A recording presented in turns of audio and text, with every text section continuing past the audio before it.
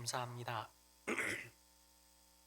우리 고난주간과 부활주일을 맞이하면서요, 절기에 맞게 제가 이제 말씀을 전하고 다시 이제 사무엘서로 돌아왔습니다. 3주 만에 사무엘서의 말씀을 돌아왔는데요. 우리가 잘 아는 에베네셀이 나왔습니다. 우리가 도움의 돌이라고 많이들 이야기하는, 여기까지 우리를 하나님이 도우셨다라는 이 좋은 의미의 에베네셀. 근데 이 에베네셀은요, 단순한 상징물만은 아닙니다. 이 에베네셀의 사건을 통해서 하나님이 어떤 존재이신지를 이스라엘에게 철저하게 경험하게 하시는 귀한 사건이 나오게 됩니다. 또 이것이 그 이전까지는 이스라엘 백성들이 하나님을 법궤와 같은 하나의 상징물로 여기었다면, 이제는 실존적인 하나님, 이스라엘의 삶에서 실존적으로 역사하시며 함께 하시는 하나님이라는 것을 다시 한번 경험하게 하는 귀한 사건이 나오게 됩니다. 또 우리가 본 바와 같이요, 이 미스바에서 이스라엘 백성들이 대각성 운동을 벌이게 됩니다. 근데 여기서요, 하나님은 이스라엘 백성들이 종교적인 회개만이 아니라 그들의 삶 속에서 진정한 회개를 하길 원하셨고, 또 그 진정한 회개를 통해서 하나님이 그들의 인생 속에, 그들의 삶 속에 어떠한 분인가를 알게 하시기 원하셨습니다. 오늘 그래서요, 이 에베네셀 돌을 세우시고 미스바에서의 그 대각성 운동과 블레셋과의 전투는요, 굉장히 중요한 의미들을 내포하고 있습니다. 먼저 지난 시간까지 어떤 말씀이 있었는지를 3주 전이셨으니까 조금 기억이 가물가물하실 수도 있으니까요, 짧게 한번 돌아보겠습니다.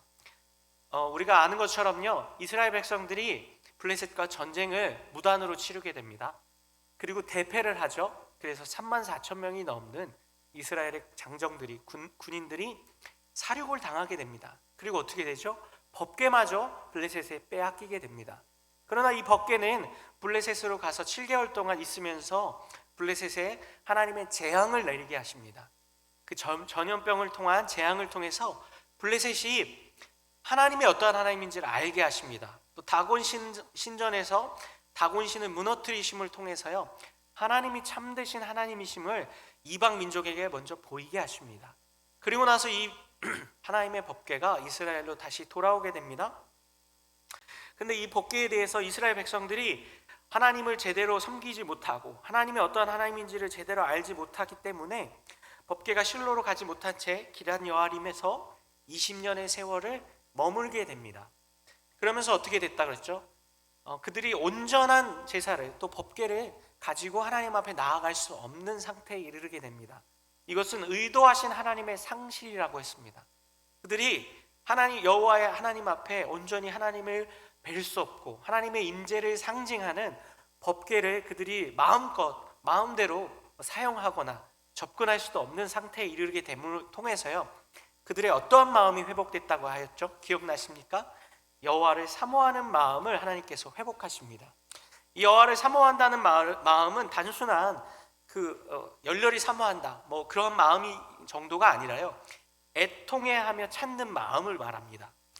그들 안에 이젠 더 이상 하나님의 임재와 하나님의 임재를 상징하는 법궤가 없음을 통해서 이들이 이제 하나님을 찾게 됩니다. 하나님이 없이는 살 수 없는 인생이기 때문에, 특별히 이스라엘은 더 하나님께 선택받은 민족이었기 때문에 하나님의 임재가 없으면 그들이 온전한 삶을 살 수 없기 때문입니다.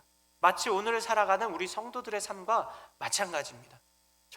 우리 성도님들도요, 하나님의 임재가 없으면, 또 하나님의 도우심과 동행하심이 없으면 살 수 없는 것을 언제 느끼셨습니까? 코로나 기간 3년을 통해서 우리가 잘 느꼈습니다. 우리가 마음껏 예배에 나와 교회에 나와 예배할 수 없는 그런 시간들을 통해서요, 하나님을 예배할 수 있는 것, 하나님 앞에 마음껏 나아갈 수 있는 것이 얼마나 귀중한 것이었는가를 다시 한번 절감하게 하는 그런 시간들이었다라고 했습니다. 우리가 이 이스라엘 백성들이 법궤를 잃어버렸던 20년의 세월을 우리에게 적용하였을 때 그렇게 적용해 볼 수 있을 것이라고 생각했다라고 했습니다. 그리고 나서요, 이스라엘 백성들이 이제 어떻게 합니까? 하나님을 찾기 시작합니다. 그리고 그 하나님을 찾는 이스라엘 백성들을 향하여서요, 하나님은 사무엘을 통해서 그들 안에 있는 뿌리 깊은 죄악을 뿌리 뽑으라고 말씀하십니다. 즉 회개와 회복의 방법을 알게 하신 것입니다. 그 첫 번째 방법이 무엇이었습니까? 그들 안에 있는 우상을 제거하는 것이었습니다. 그들 안에 어떤 우상이 있었나요? 바알과 아스다롯이라는 뿌리 깊은 우상, 가나안을 정착하던 정착 시기부터 그들 안에서 가나안 민족들에게서 영향을 받은 종교적 영향, 또 문화적인 영향, 이러한 영향들이 그들 안에 있었습니다. 이스라엘 백성들이 하나님을 섬기지 않았던 것은 아닙니다. 이스라엘 백성들은 하나님을 여전히 섬겼는데 무엇을 하고 있었나요? 바알과 아스다롯도 겸하여서 섬기고 있었습니다.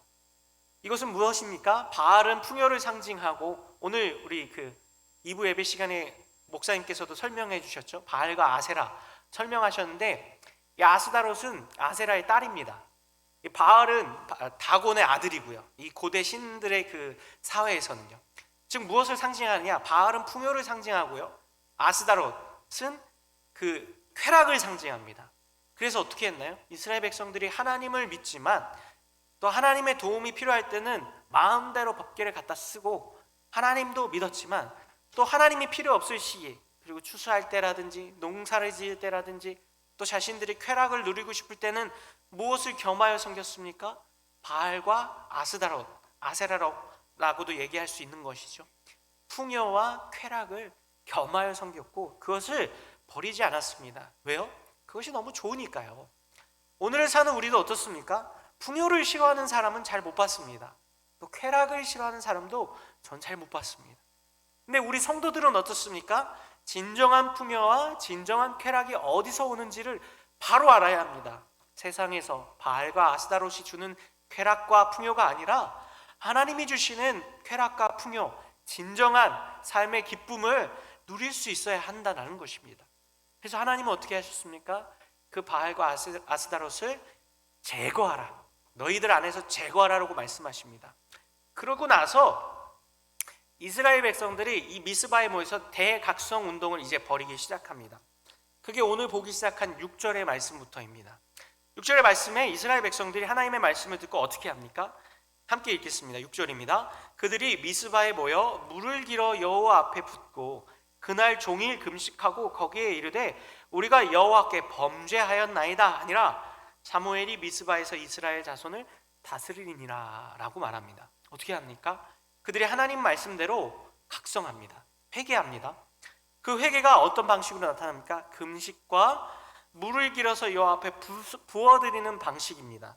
이 물을 부어드리는 방식에 대해서 학자들마다 그 해석하는 방식이 조금씩 다르긴 한데요, 중요한 것은 무엇이냐면 그들이 하나님 앞에 회개의 방식을 드렸다는 것입니다. 근데 제가 보기에는 이 물을 길어서 부어드렸다는 것은 이 이방 민족의 풍습을 좀 따라하는 것 같습니다. 왜요?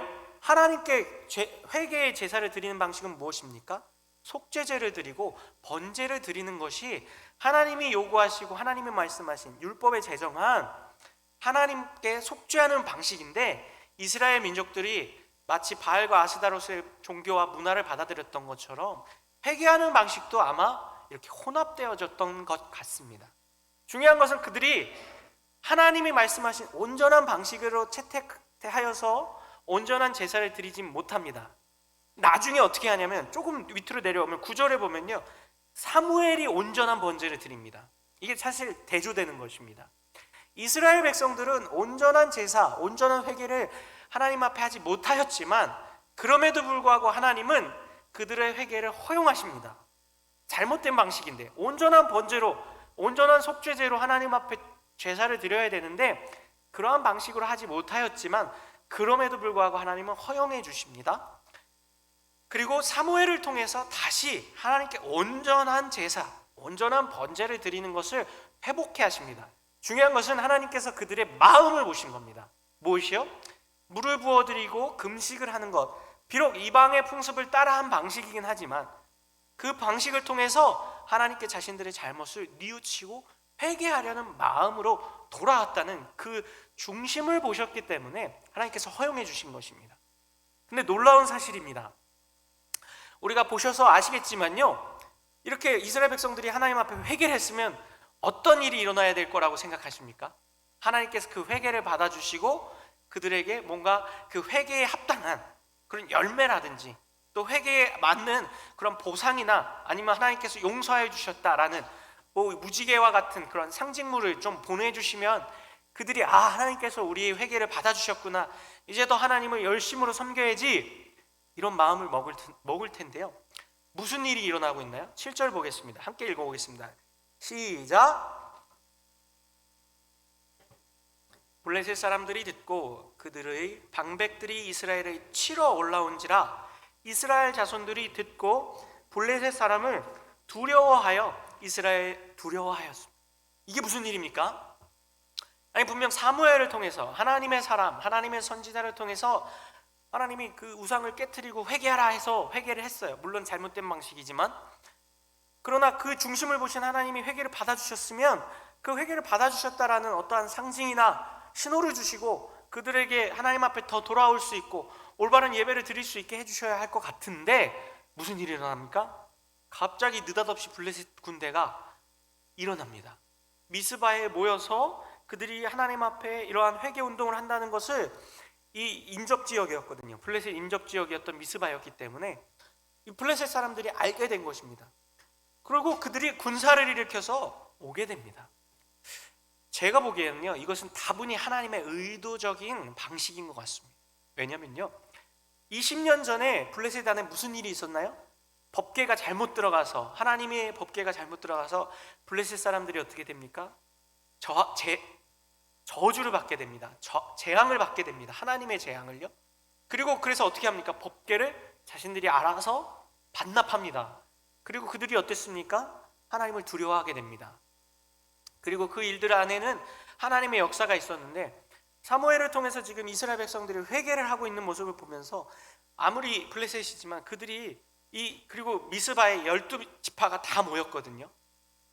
물론 모든 지파는 모인 것은 아니겠지요. 그들을 대표하고 그들의 장로들과 그들을 대표할 수 있는 사람들이 모였겠죠.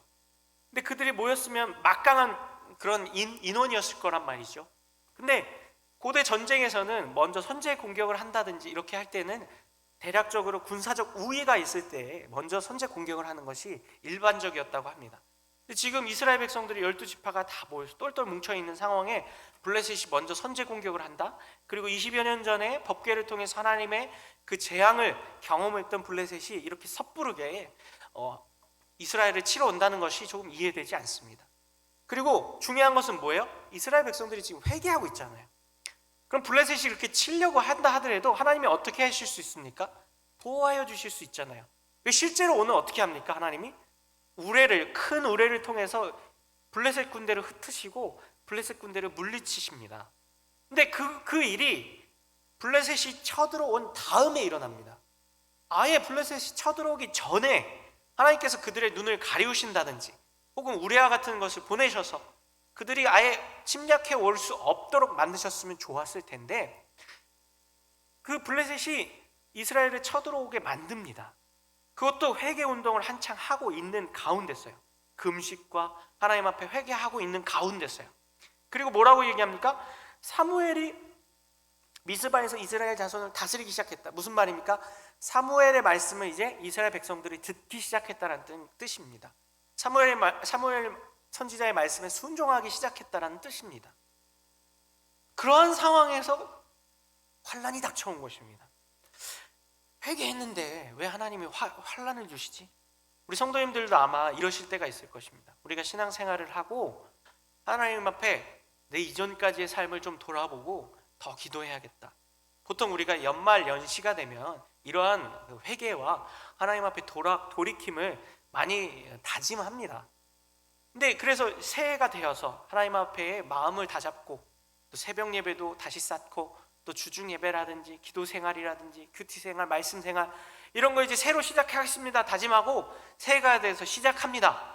그럼 무슨 일이 일어날 거라고 우리는 기대합니까? 하나님이 복 주시고 우리 삶 속에 형통함을 주시고 직장도 잘 되고 가정도 평화롭고 건강도 회복되고 뭐 이러한 하나님이 주신 복을 기대하는데, 경험해 보신 분들은 아실 겁니다. 하나님 앞에 내가 새해에는 혹은 내가 신앙의 무언가 계기가 되어서 새롭게 하나님 앞에 회개하고 새로워지겠습니다 하면 어떤 일이 일어납니까?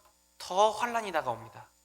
직장에선 더 힘들어지고 자녀들은 더 말을 안 듣고 몸은 더 아파오고. 경험이 있으십니까? 저는 제가 이제 목회자가 되겠습니다 하나님 앞에 서원하고 난 다음에 항상 학교에서 떨어지고 시험에 떨어지고, 제가 몇 번 말씀드렸는데 강도사 떨어지고 계속 실패와 좌절을 맛보았습니다. 그게 그 전에 제가 하나님 앞에 서원하고 하나님 주의 종이 되겠습니다라고 하기 전에는 반대예요. 오히려 더 잘 돼요. 막 사람들도 좋아해 주시고 제가 가고자 하는 학교도 막 척척 붙고 막 이런 일들이 있다가 하나님 이제 제가 하나님의 사람으로 헌신하겠습니다 이렇게 서원했는데 그때부터 환난과 핍박이 막 주리를 이어요. 물론 제 능력이 부족한 것이 그 근본 원인이겠지만 잘 안 돼요. 그래서 그런 일들을 겪으면서 우리는 그럽니다. 하나님 왜 그러세요?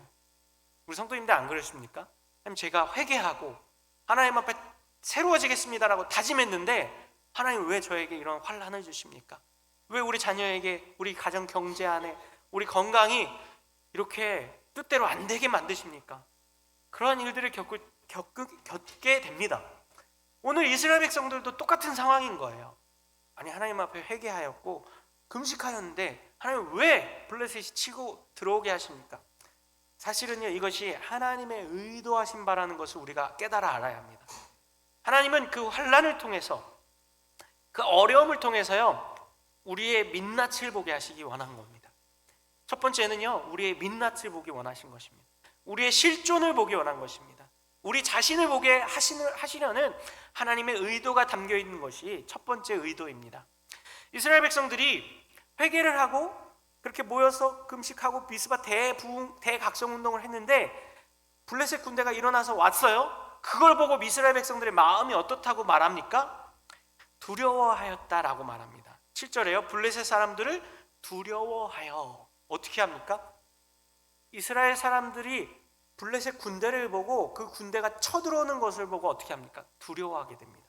이것은 무엇을 보게 하시는 거냐면요, 이스라엘 백성들, 즉 하나님, 우리가 무엇을 두려워하고 있는지를 보게 하시는 것입니다. 이것이 첫 번째 민낯입니다. 우리가 무엇을 두려워하고 있다고 생각하십니까? 우리가 하나님을 두려워하십니까? 세상을 두려워하십니까? 세상의 권력과 힘과 명예와 돈과 이러한 것들을 두려워하십니까? 하나님을 두려워하십니까? 하나님은요, 하나님의 사람을 세우실 때, 그리고 하나님 앞에 회개하고 돌아오는 자들을 세우실 때에 제대로 세우길 원하십니다. 그냥 인간적인 방식으로 우리가 스스로 다짐하고 스스로 결단하였으니까 하나님 내 힘으로 한번 하나님 앞에 서보겠습니다, 그걸 원하지 않으세요. 왜요? 우리는 우리의 힘으로 설 수 없는 자이기 때문입니다. 하나님의 도우심과 하나님이 함께 하시지 않는다면 하나님 앞에 설 수 없는 인생이라는 것을 첫 번째로 깨달아 알아야 합니다. 그것을 깨달아 알게 하시려고 무엇을 주신다고요? 환난을 주십니다. 어려움을 주십니다. 핍박을 주십니다. 고난을 주십니다. 이스라엘 백성에겐 그 고난의 상징이 누구였습니까? 블레셋이었습니다. 이스라엘 백성들이 그 블레셋을 보자 어떻게 합니까? 두려워하게 돼요. 그게 이스라엘 백성들의 무엇이에요? 민낯이에요. 그리고 저와 우리 성도님들의 무엇일까요? 민낯입니다. 제가 이것을, 이러한 우리 자신의 민낯을 볼 때 저 자신도 본다고 말씀드렸는데요, 제가 우리 청소년 사역을 한 10년 정도 했거든요. 청소년과 청소년들을 키우는 부모님들에게서 이 민낯이 또한 잘 보여집니다. 무슨 말이냐면요, 우리 청소년들이 유독 교회에서 안 보이는 시기가 있습니다. 언제일 것 같으십니까? 시험 기간입니다. 예, 지금도 우리 청소년들, 청년들 시험 기간인데요, 그래도 우리 교회 청소년들은 잘 나오는 것 같습니다. 근데 제가 사역했던 교회들에 있는 청년들은요, 시험 기간이 되면 반토막도 아니에요. 거의 한 3분의 1로 줍니다. 왜일까요? 시험 대비하느라고요. 공부하고 시험 준비하고 학원 보충 하느라고요. 근데 생각해보면 참 안타깝습니다. 물론 뭐 학원이 닥달을 해요. 요즘 학원은 옛날 학원이랑 달라서요, 주일날 보강을 넣어놓고요, 아침 일찍부터 저녁 늦게까지 보강을 시켜줍니다. 그리고 추가 비용을 더 받아요. 다 돈 벌려는 장사 속이죠. 근데 중요한 건 뭐냐면 안 나오면 학원을 못 다니게 만들어요. 너무 사악하더라고요. 요즘 그런 학원이 어딨나 싶겠죠. 내 돈 내고 내가 다니는데. 요즘 학원들 그렇습니다. 장사 속이에요. 그래서 보강 빠지면 못 나오는 거예요. 그러니까 아이들이 어떻습니까? 보강 나가는 거예요. 왜냐면 우리 어른들이 생각할 때, 교회에서 생각할 때 그거 1시간 2시간 안 나가고 좀 늦게 나가면 어때? 근데 아이들의 입장에서는 그거 안 나가면 저 학원 잘려요, 잃어버리는 거예요. 부모님의 마음도 어떻습니까? 똑같아요. 부모님의 마음도, 사실 이 부모님의 마음이요, 장로님 권사님들도 똑같더라고요. 장로님 권사님들의 자녀들도 제가 사역했던 교회들 보면요, 똑같이 못 나옵니다. 대부분이요. 같은 이유예요. 근데 이 마음속에 무엇이 있냐면요, 이 아이가 학업에서 뒤처지고 이 학원을 못 다니면 인생이 실패할 것 같은 거예요. 시험 못 보면 자연스럽게 이 생각이 거기까지 가는 거예요. 이 시험을 못 보면 내신이 안 좋고, 내신이 안 좋으면 대학을 못 가고, 좋은 대학을 못 가고, 좋은 대학을 못 가면 아이의 인생이 어그러질 터인데, 그러니까 이게 중학생 때부터, 고등학생 때부터 작용을 하는 거예요. 물론 그 마음을 이해 못하는 건 아닌데요, 저도 자녀 키우는 입장에서 아직 자녀가 3살인데 벌써부터 우리 아이 미래에 대해서 걱정하게 되더라고요. 근데 그 마음 중심에 뭐가 있는 거예요? 누굴 두려워하고 있습니까? 정말 대학을 못 가고 아이가 시험을 못 보면 그 인생이 망가지나요? 오히려 그렇게 하나님보다 세상을 더 두려워하는 아이로 키워내면 결국 그 인생은 어떻게 될 거라고 생각하십니까? 하나님을 두려워하는 게 아니라 세상을 두려워하는 인생이 되고, 하나님 없이도 살아갈 수 있는 인생이구나 라고 착각하게 됩니다. 그래서 그 환난 앞에서 우리의 민낯이 고스란히 드러납니다. 우리가 어려움을 당하고 세상과 하나님을 선택해야 할 시기, 이 청소년들은, 또 청년들은 이런 시험이라는 그런 눈에 보여지고 어떻게 눈으로서 그렇게 실제적으로 드러나는 일들이 있으니까 그게 보여지지만, 사실 우리 장년 성도님들도 크게 다르진 않으실 것입니다. 직장 생활을 하고 사회 생활을 하면서 일을 하게 될 때 우리가 무엇을 더 두려워합니까? 내가 이 직장, 내가 이 돈벌이, 또 내가 이 사람들과의 관계 끊어지게 되면 사회적으로 또 경제적으로 여러 가지 어려움을 당할 수 있는데 라는 마음이 우리 안에 작용을 하지 않습니까? 그러한 우리 안에 누구를 더 두려워하는가? 사실 하나님이 가장 경외의 대상, 두려움의 대상이 되어야 하는데 우리 안에도 무엇이 있습니까? 세상을 더 두려워하고 세상 사는 방식대로 살지 않으면 도태되고 뒤처질 것이라는 두려움 속에서 우리가 살아가게 될 때가 많습니다. 하나님은요, 그럴 때 어떻게 합니까? 환난을 통해서 우리의 민낯을 보게 하십니다. 저도 말씀드렸죠. 시험 자꾸 떨어지니까 사역을 계속 해야 되나, 전도사, 강도사 계속 해야 되나 고민하게 만드시는 거예요. 환난을 통해서 우리 민낯을, 제 민낯을 보게 만드시더라고요. 그때 어떻게 해야 할까요? 우리가 누구를 의지해야 하는지를 알아야 합니다. 그래서 두 번째 민낯을 보게 하시는 것은요, 내가 진짜 누구를 의지하고 있는지, 그리고 의지하는 방법이 무엇인지를 보게 하십니다. 이렇게 블레셋이 쳐들어오니까 이스라엘 백성들이 어떻게 합니까? 8절 말씀 한번 읽어보겠습니다. 함께 읽습니다. 시작.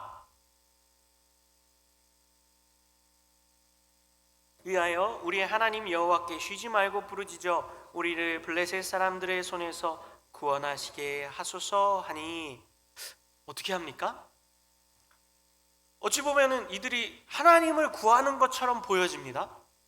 하나님 앞에 구하고 하나님의 도움을 구하는 것처럼 보여집니다. 근데 그들이 어떻게 하나요?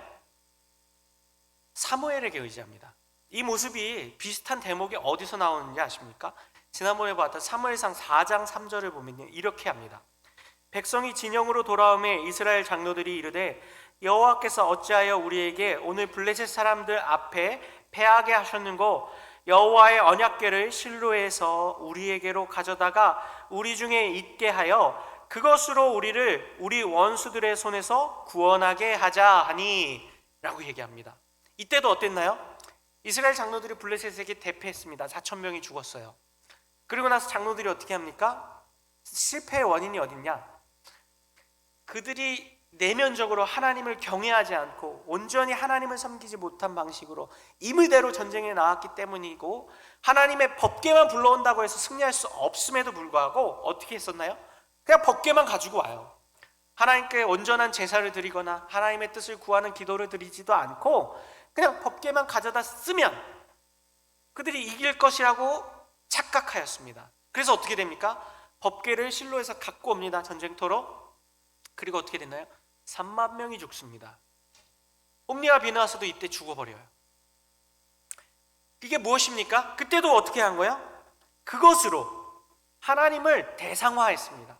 하나님을 인격적으로 실존적으로 생각하는 게 아니라 내가 필요할 때 하나님이 도와주실 수 있어. 근데 그 하나님은 어떤 거예요? 내가 원할 때 아무렇게나 쓸 수 있는 것, 마치 대상처럼, 대상물처럼 여기는 거예요. 내가 무언가 필요할 때 가져다 쓸 수 있는 것처럼 하나님을 마음대로 생각합니다. 그리고 그것으로 우리를 구원하게 하자. 근데 이스라엘 백성들이 그러한 습성이 아직도 여전히 좀 남아 있습니다. 온전히 의지해야 될 대상이 누군지를 모르는 거예요. 어떻게 해야 합니까? 하나님 앞에 직접 구해야 합니다. 하나님, 우리를 구하여 주시옵소서. 오늘 기도에서도 배웠죠. 이 2부 예배 시간에 간절한 기도를 드려야 돼요. 엘리야처럼요. 간절한 기도로 하나님 앞에 나아가야 되는데 누구한테 기도하라고 합니까? 사무엘한테 기도하라고 합니다. 자신들이 하나님 앞에 회개 자복하고 기도하는 게 아니라 사무엘한테 기도해 달라고 얘기해요. 이게 뭐예요? 여전히 자신의 간절함을 가지고 하나님 앞에 모든 것을 다하여 기도하고 나아가는 것이 아니라 나를 돕는 사람이 있으면 그 돕는 사람을 통해서, 혹은 돕는 대상물이 있으면 돕는 대상물을 통해서 간접적으로 편한 방법으로 하나님의 도움을 받고 싶어 하는 거예요.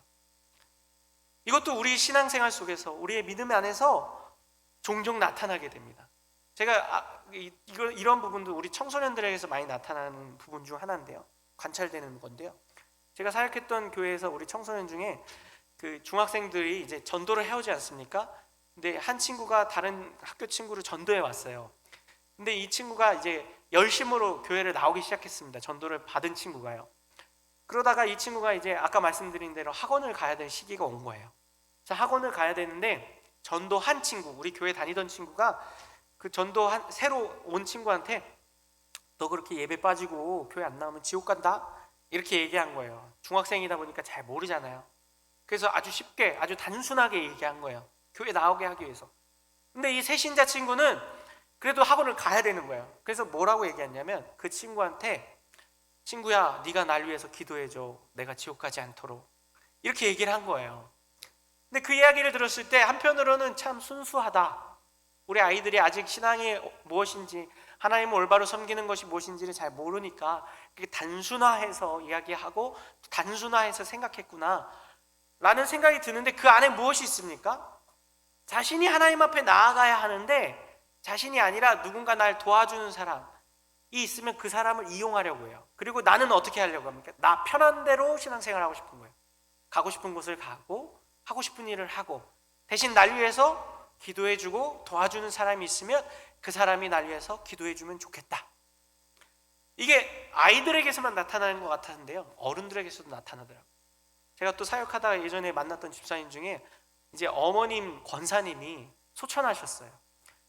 근데 그 어머님 권사님이 굉장히 기도의 어머니라고 그 우리 교회에서 이렇게 많이 알려주셨던 분이에요. 기도를 열심히 하시고 또 자녀들을 위해서 기도를 많이 하시던 어머니였는데 그분이 이제 소천하신 거예요.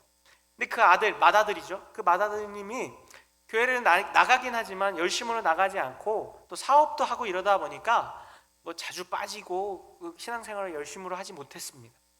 근데 이 어머님을 그렇게 장례를 치르고 나서 이제 우리 목회자들에게, 교육자들에게 이렇게 감사하다고 식사 대접을 한번 해주셨는데 그때 이야기를 하시더라고요. 제가 이전까지는 어머니의 기도를 믿고 사업도 열심히 하고 교회도 잘 안 나갔는데 이제 날 위해서 기도해 주시는 어머니가 안 계시니 어떻게 해야 될지 모르겠습니다. 그러면서 부탁하는 게, 목사님들 저를 위해서 기도해 주십시오 이러시는 거예요. 그래서 물론 저희야 해드리죠. 근데 그게 그렇게는 의미 없습니다. 이렇게 말씀드리고 싶었지만 제가 아직 전도사였고 어린 아이였기 때문에 차마 말씀을 못 드렸습니다. 어떻게 생각하십니까? 이러한 기도 부탁, 물론 기도 부탁 할 수 있습니다. 기도해드립니다. 근데 그 기도가 하나님이 정말 그 기도를 통해서 그 집사님의 인생을 책임져 주실까요? 아니라는 것을 누구보다 우리가 잘 압니다. 하나님 앞에 우리가 올바로 세워지지 않고 누군가에게, 목회자에게, 혹은 나를 전도해 준 친구에게, 혹은 교회에 기도 요청을 한다고 해서 그 기도가 하나님이 받으실 만한 기도가 될 것이라고 착각해서는 안 됩니다. 오늘 지금 이스라엘 백성들은 어떻게 하고 있나요? 그냥 법궤 가져다 쓰면 되고, 날 위해서 사무엘이 기도해주면 되고, 대신해서 누군가 우리를 위해서 해주면 된다. 근데 하나님은 어떻게 하십니까? 이때 실존적으로 그들을 만나십니다. 이스라엘 백성들이 하나님 앞에 돌아오지 않으면 의미가 없다는 것이에요. 물론 사무엘은 하나님이 세우신 사람이고 이스라엘 민족을 사랑하고 이스라엘 민족을 대변하는 사사로서 또 제사장으로서 하나님 앞에 번제를 드리고 기도를 합니다. 근데 하나님이 받기 원하시는 것은 무엇일까요? 사무엘의 기도만일까요? 아닙니다. 이스라엘 온 민족의 회개와 온 민족의 기도입니다. 오늘 우리 신앙생활 속에서도 어떠하실까요? 하나님은 우리의 기도를, 나의 기도를 받기 원하십니다. 물론 하나님은 우리 공동체를 보십니다. 그러나 우리 한 사람 한 사람의 개별자들의 기도를 들으십니다. 그래서 어떻게 합니까? 우리는 하나님 앞에 나아가야 합니다. 근데 이제는 사무엘이 없어요. 그럼 우리는 누구를 의지해서 나아가야 합니까? 예수 그리스도의 이름을 의지해서 나아가야 합니다. 히브리서 10장 19절에요. 그러므로 형제들아 우리가 예수의 피를 힘입어 성소에 들어갈 담력을 얻었나니 22절입니다. 우리가 마음의 뿌림을 받아 악한 양심으로부터 벗어나 몸은 맑은 물을 씻음을 받았으니 참 마음과 온전한 믿음으로 하나님께 나아가자. 우리는 이제 어떻게 나아가야 합니까? 누구를 의지해야 합니까? 날 위해 기도해 주시는 어머니 권사님이 아니에요. 날 위해 기도해 주는 목사님이 아니에요. 날 위해 일하는 누군가가 아닙니다. 그럼 누굽니까? 예수 그리스도를 붙잡고 하나님 앞에 직접 나아가야 합니다. 예수 그리스도를 통한 믿음을 가지고 하나님 앞에 나아가야 합니다. 참 마음과 온전한 믿음을 가지고요. 그렇게 하시려고 예수님이 어떻게 하신 겁니까? 십자가 지신 것입니다. 우리 부활절의 부활의 의미 지난주에 살펴보았죠. 예수님이 우리와 하나님과의 평강을 회복하셨습니다. 하나님 앞에 나아갈 수 있는 다리를 놓아주셨고 하나님 앞에 직접 나아갈 수 있는 자들이 되었습니다. 그래서 우리는 누구를 의지하고 하나님 앞에 나아가야 합니까? 예수 그리스도를 의지하고 하나님을 의지하고 나아가야 합니다. 이것이 우리의 바른 신앙생활이 되어야 할 것입니다. 하나님은 이처럼요, 환난을 통해서 고난과 핍박을 통해서요 우리의 무엇을 보게 하십니까? 민낯을 보게 하십니다. 내가 누굴 정말 두려워하고 있었는지, 누구를 의지하고 있었는지, 어떠한 방법으로 의지하며 신앙생활을 하고 있었는지를 보게 하신다는 것입니다.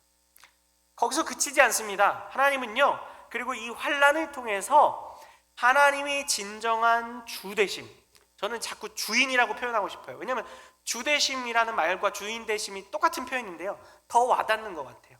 내 삶의 주인, 우리 삶의 진정한 주인, 왕이 누구인지를, 그래서 진정으로 두려워하고 경외해야 할 대상이 누구이신지를 알게 하시려는 것입니다.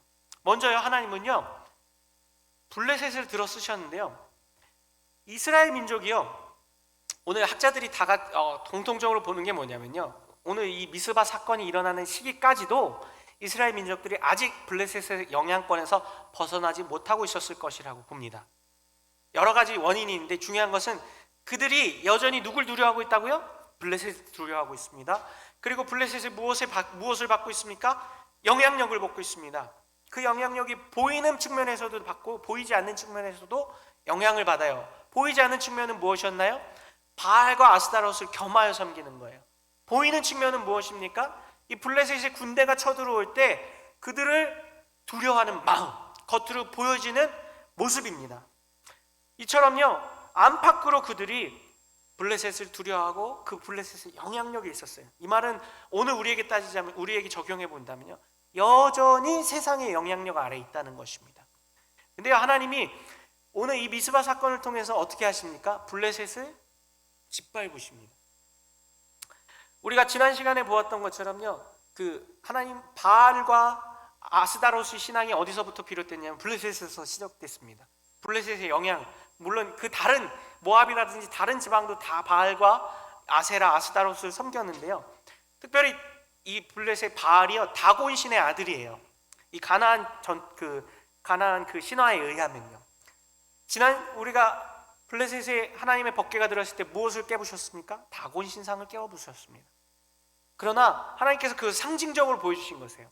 하나님이 참 하나님이시고 참 주 되신다는 것을 그렇게 보여주셨는데도 이스라엘 백성들이 여전히 몰라요. 그래서 이번에는 아예 블레셋의 군대를 통해서 하나님이 참 하나님이시며 하나님이 블레셋까지도 짓밟으시는 하나님이라는 것을 깨닫고 알게 하시려는 것입니다.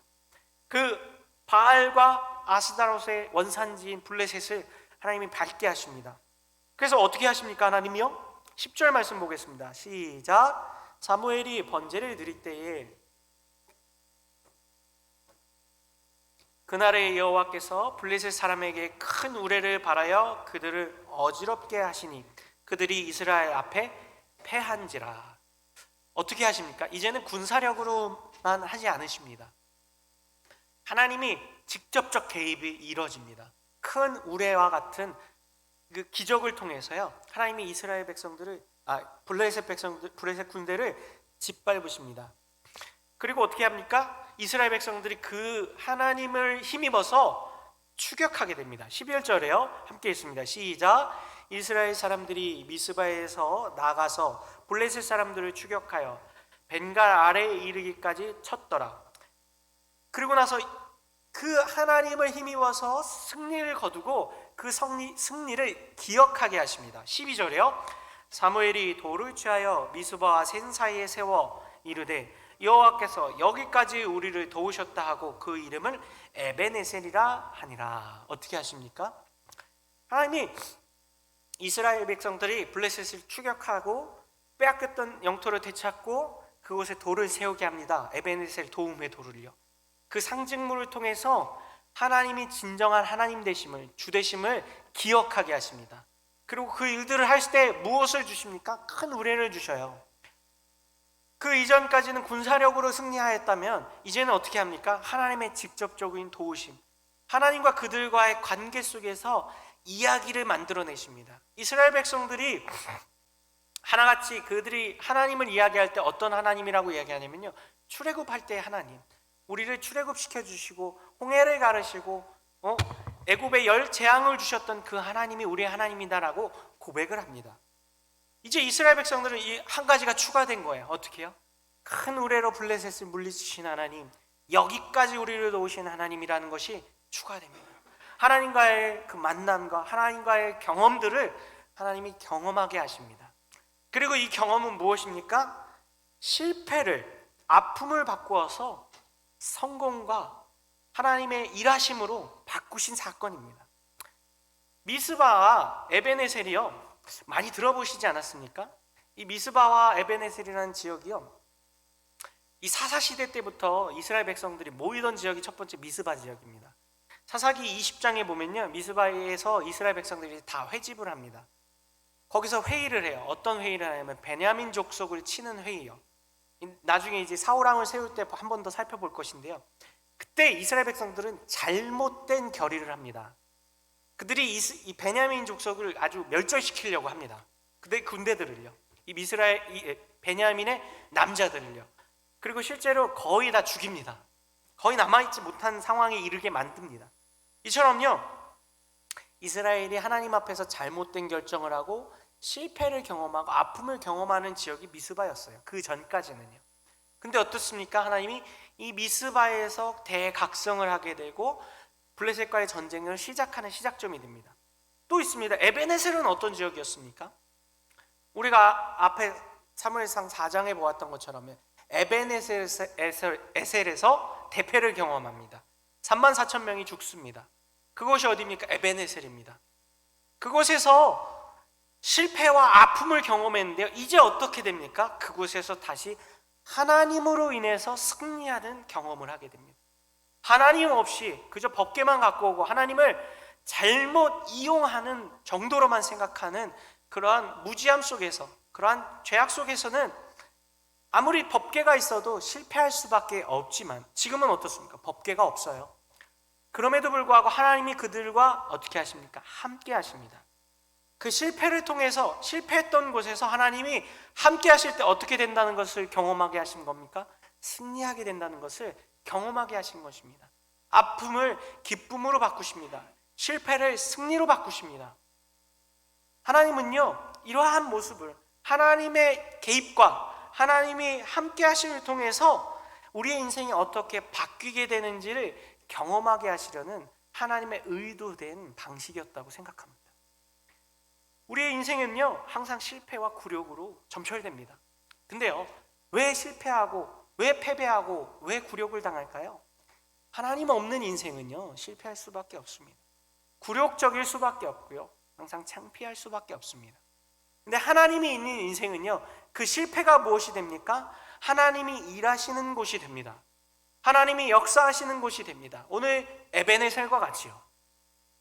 이스라엘 백성들은 에베네셀에서 어떻게 됩니까? 하나님과 동행함을 통해서 승리하게 되고 하나님과 동행함을 통해서 성공하게 됩니다. 오늘 우리 인생과 우리의 신앙 속에서도 동일합니다.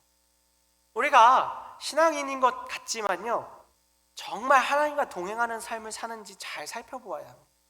회사에 가서도, 가정 속에서도, 교회 밖에서, 세상 사람들과의 관계 속에서도, 만남 속에서도 과연 나는 하나님과 동행하고 있는가? 아니면 내 힘으로, 내 방법으로, 내 능력으로 한번 이겨보려고 하고 있지는 않은가? 제가 저의 실패담을 이야기하는 게요, 부끄럽지 않은 건 아니에요. 근데 인간적으로는 부끄러운데요, 하나님의 시선으로는 부끄럽지 않습니다. 왜냐하면요, 이렇게 실패 많고 맨날 공부도 못하고 제대로 뭔가를 하지도 못했던 이러한 연약한 자도 하나님이 제 인생 가운데 들어오시고 하나님과 함께하는 인생이 되니까 어떻게 됩니까? 어떻게 감히 제가 이 강단에 서서 말씀을 전할 수 있겠습니까? 근데 저는요, 제 자신의 힘으로 말씀을 전한다고 생각하지 않습니다. 하나님이 내 안에 계시고 하나님이 함께 하시기 때문에 하나님이 말씀을 선포하게 하신다라는 믿음을 가지고 선포합니다. 그렇기 때문에요, 두렵지 않습니다. 그렇기 때문에요, 제 실패담을 이야기하는 것이 부끄럽지 않습니다. 왜요? 제 실패담 속에는 하나님이 일하신 역사가 있기 때문이고요, 하나님이 주신 능력이 있기 때문이고요, 그 실패를 뒤집어서 승리와 성공으로 이끄신 하나님의 일하심이 있기 때문입니다. 하나님이 제 삶 속에서 간증거리가 되어주시기 때문에요, 저의 실패는 부끄러움이 아니라 기쁨이고 감사하고 은혜입니다. 우리 성도님들의 삶도 그러한 삶이 되셨으면 좋겠습니다. 예수님의 십자가도 사실은 동일합니다. 십자가, 우리가 믿음의 눈으로 보니까 십자가가 은혜롭고 영광스럽죠. 근데 믿음의 눈이 없으면 어떻게 됩니까? 하나의 사용 도구에 불과합니다. 그냥 사용 도구입니까? 로마인은 박히지도 않는, 로마인은 당하지도 않는 극형입니다. 얼마나 끔찍한 극형이면은 로마인들은 보호를 했어요. 십자가에 박지 마라. 너무 끔찍하고 너무 굴욕적이다. 왜요? 예수님은 당일에 돌아가셨지만 역사적인 기록에 보면요, 길게 매달려 있던 사람들은 일주일도 매달려 있다고 합니다. 그 매달려 있는 동안 얼마나 치욕스럽고 그 죽음의 공포, 얼마나 그 굴욕적인 일입니까? 또 어때요? 발가벗겨진 채 또 그 모습을 보는 모든 사람들이 어떻게 합니까? 비난과 조롱과 침뱉음과 욕설을 붙는 것이 무엇입니까? 십자가입니다. 바로 예수님이 달리신 그 십자가가 실패의 상징이고 굴욕의 상징입니다. 근데 하나님은 어떻게 하셨습니까? 부활을 통해서 실패와 굴욕의 상징이 무엇이 됩니까? 승리와 구원의 상징이 됩니다. 하나님이 없으면요, 십자가는 아무 의미 없는 것입니다. 예수 그리스도가 없으면요, 십자가는 영광이 될 수 없습니다. 부활이 없으면요, 그저 그것은 굴욕에 불과합니다. 그러나 우리는 어떻습니까? 그 안에 하나님이 계시고 예수님이 계시고 부활이 있기에 그 실패의 십자가가 우리에겐 성공과 승리의 십자가이고 구원의 십자가입니다.